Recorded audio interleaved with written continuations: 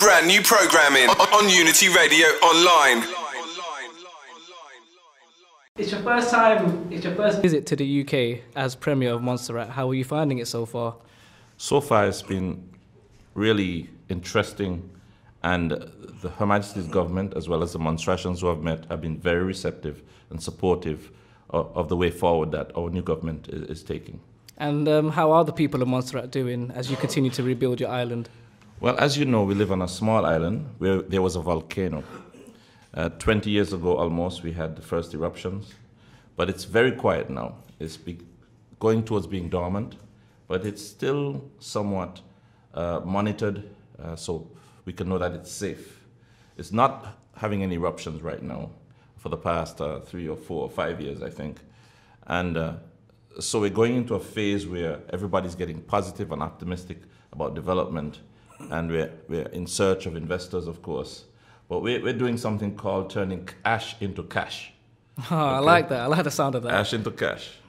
So we're turning a once dangerous volcano into a huge attraction for the tourists, as well as the many resources that comes from the volcano, like sand, a massive amount of sand, tons and tons of sand that we're going to be able to shipping outside of Montserrat to our markets who are desperate for sand. But we're also going to be using the sand to make products on island that creates employment, adds value to the product, rather than giving all the resources out to the outside world. Sounds very interesting. Yes. I would love to see that.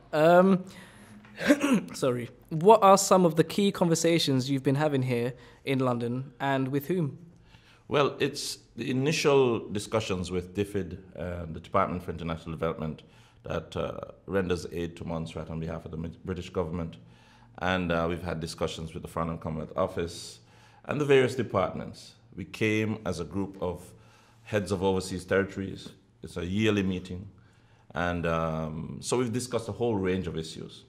But aside from that, I've taken the time to go and meet Montserratians, and especially those who are very entrepreneurial, those who have gained skills, who want to get involved in the new economy we're creating for Montserrat. So that has been very, very productive. So it's quite a success for me going back home, hopefully tomorrow. That's nice. Awesome. How are you enjoying London at the moment?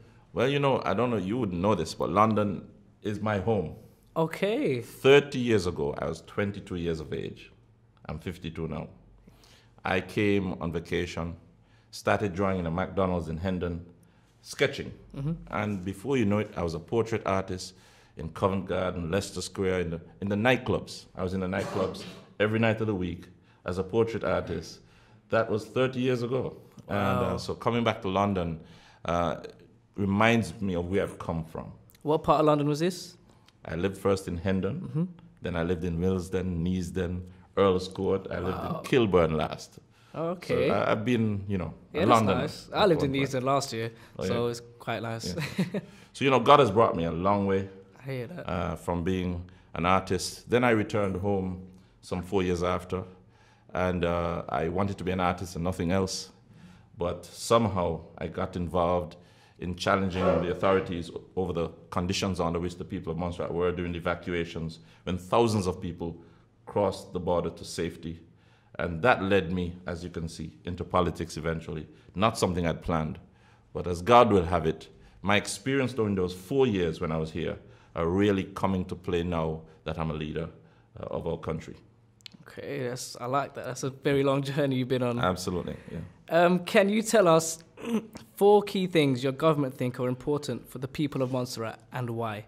The first thing is, you may not know it, but Mr. Beresford Mac is one of the 6,000 plus evacuees who came to London as a result of the volcanic crisis and the confusion at the time, the lack of housing and the works. And so I made it my business to meet most of those who I could meet in meetings. Certainly not 6,000, but a good selection of them.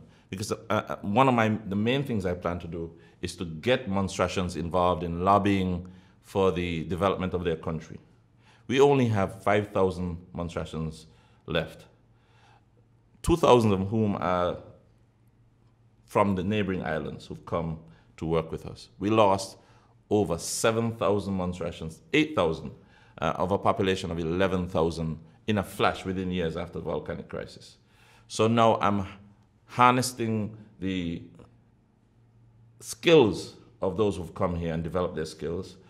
I'm looking to them to form a lobby to challenge Her Majesty's government, of course, in the direction that we want them to go in supporting Montserrat, in getting us back on our feet again. We're dependent, as you know, on British aid right now, and we've been dependent for 20 years. But we want to get back on our own 2 feet where we were before the volcanic crisis, supporting ourselves and earning our way forward, running our government without having to ask someone permission to do this or that. Definitely. When you're in granting aid. So the whole mission is finally to get our people on board as a body, supporting the plans of the government of Montserrat, and getting also Her Majesty's government, represented by DFID and the FCO, to work with us as partners to make sure that the money is spent, the British taxpayers' money that's spent are spent well, so that within 10, 15 years we know that Montserrat is back on its feet again. Definitely. And not dependent, and that the British people are going to be proud to see that the Department for International Development and the FCO have worked with a government that's been in crisis to the point where they're again on their feet and supporting themselves. Okay. You gave me more than I asked. So that's one thing. Yep. The other thing is that, as I said, we're turning ash into cash. What was our problem is going to turn out to be our best solution. The volcano sits on the southern island of the island. And if you were to visit it, and I hope you come, very soon must get you there one day. Definitely. And when you come, you get on our radio station after you've seen whatever I'm going to describe to you. And live through London, through the internet, you can do this program again. Mm-hmm. Okay, so let's plan that, right? But the thing is, in the south, there's the volcano and the destroyed town. It is such a magnificent sight. It brings tears to Montserratians when they visit, but to the tourists who come, it's the most magnificent Pompeii. It's the only Pompeii in the Western Hemisphere. It's quite an attraction, so we have to make that again a positive for Montserrat for bringing tourists to our country. And as I said, the volcano also has raw materials that we plan to use. So that's the third thing. We have to make sure we take advantage of it as a tourist site and also use the materials out of the volcano. And I wish you had pictures to see this. There comes tons and tons of sand. All you have to do is get heavy equipment, sift it out, and ship it. But what we want to do, as I said, was to add value. So those are some of the things we're working on. And, you know, I can go on and on. But there's several things combined here. But most of all, we need to negotiate better with Her Majesty's government. And what you may not know is that we are full citizens with right of abode in Britain and Europe. So we're really kit and kin. We're all, definitely, you know, brothers and sisters, Montserrat and the people of England. I get that. It's just that we've been going through a crisis. So we have to negotiate better. That's the most important thing that I have to work on, of the 4 things mentioned, to negotiate better with Her Majesty's government. Okay. And get Montserrat back on its feet. Let's make that move forward. Okay, definitely. This is your first time as a leader of your country. How does this make you feel? Well, I'm humbled. Yes. But the reality is, I am the leader, and I have found the support from the people in my country and the support from the people here incredibly encouraging. And I'm very optimistic. I'm beginning to enjoy the job. I was totally in awe of this position a long time ago. I never even wanted to be a politician. But as God would have it, He's propelled me to this point. Mm-hmm. And I'm enjoying my job so far. That's cool. What do you do to unwind? Oh, unwind. Well, this Christmas, when I go home, I'm going to get my sketch pad out, put on my jeans pant with the tears here and there, sit on the streets amongst people when they're celebrating, and do some sketching, which I haven't done for a long time. I'm looking forward to that starting next week. While everybody's celebrating, while the masquerades are dancing, I'm going to be sitting and doing my sketching. And so that's going to be my way to unwind. Would you say that ties into with your pastimes, you know, things like gardening, TV? Oh, yes. Well, I haven't been doing a good job enjoying myself. After winning 3 months ago, I mean, there's a huge learning curve to go through, and taking over the reins of a country, struggling as we have been, So that I had to focus on my job so much. I've been ignoring myself. So you're right. I'm going to have to find a way to have some fun. Definitely, you need to learn to. You need to enjoy yourself. Absolutely, That's what counts. absolutely. At what point in your life did you discover you want to become a politician? I know you spoke about that already. Could you elaborate more on it? It wasn't Don who discovered it. It were people who demanded it. Okay. They literally discovered. They felt I'd be a good politician. I hadn't the slightest interest or clue. You know, I became an activist. I love fighting for people. I found different ways to represent our people to the normal. And I think once people see that you're committed, that you're sincere, and they're the ones who recognize that it should be a politician. Definitely. It's only after actually accepting and winning and actually being of some influence that I began to accept to the greatest degree that, hey, Don, this is not bad. They're right. You know, definitely, that's how it should be. When your people choose you, then everything works. But in representing the people of Montserrat, I know I was doing it for my children, for my family, and for my people. I am most passionate. People know me to be passionate about the cause for Montserrat. I want to see our people standing on our own 2 feet again. I want to see Montserratians, when I see their faces here, and I know they're young people, amazing, they're enjoying themselves, but they want to come home. I am committed to making the change that will encourage young and old to return, to bring back thousands who never thought it would be possible. Because many have given up hope. They don't have housing in Montserrat. And while those in Montserrat are still struggling to get housing, they are thinking, look, when is my turn going to come? So there has to be a huge breakthrough. And that is a passion that drives me day and night. I hear that. I mean, that's just like me. I always look to trying to help the people around me and do my best. Absolutely. So I hear what you're saying. I understand that, definitely. Your term time in office is 4 years. After your time... 5 years. 5 years. Yes. Okay, sorry. After 5 years, how would you like your people to view you? Well, like anybody else, I want to do well at the job I'm given. I'd love to come back to London and see the same faces with a bigger smile.